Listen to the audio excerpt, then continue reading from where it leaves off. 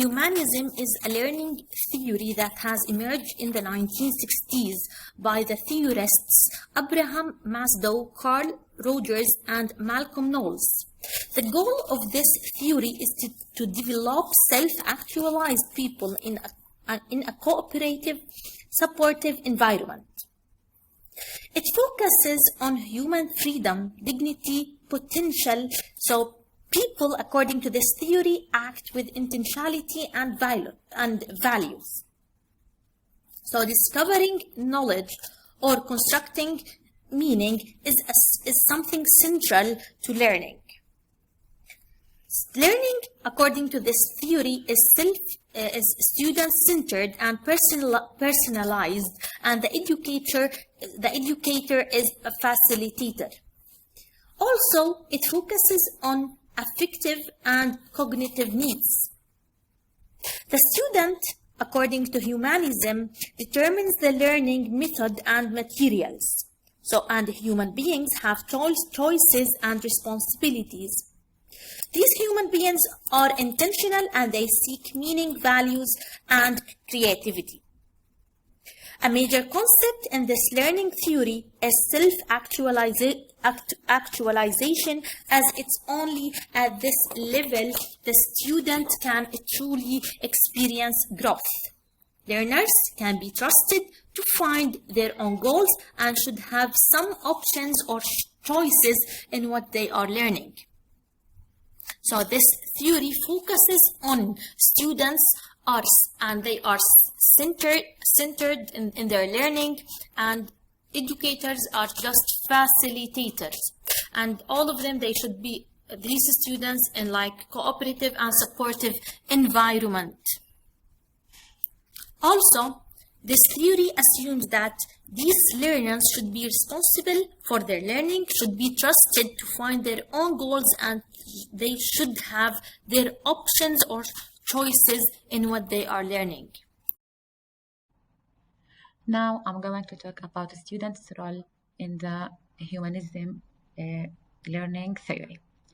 This approach is focused on student-centered learning.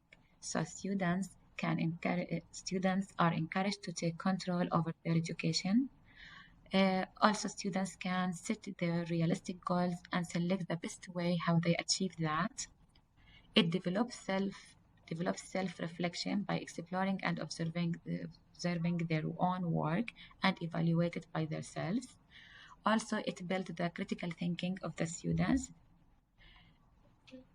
The students can operate in groups and take decisions each together. And last thing, students also can determine what learning materials are used. They could choose to read an article, listen to the article, or they can speak together. They can watch a movie to produce the output of their projects. So I think this approach is very good and very strong for students to take a decision and discuss the results together. As a teacher, you are going to create a learning society through understanding students' actual needs and assess them to reach the learning goals by using modern technology and encourage them to participate in discussions through emotional development using supportive techniques. Some examples of humanism theories. Students can express their feelings toward learning. They can build a good relationship between learner and the teacher through. They can setting goals. They can working toward and helping others to do the same. They can be creative and they can help each other to find their own voices and their solutions.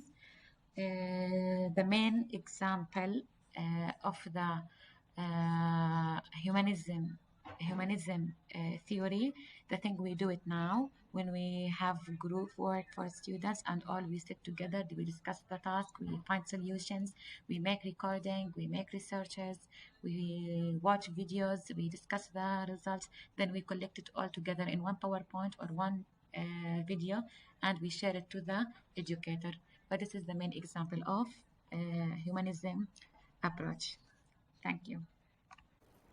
We believe this theory is a good path to improve students, not just academically but also socially, as it helps them building their confidence and taking responsibility of their own learning.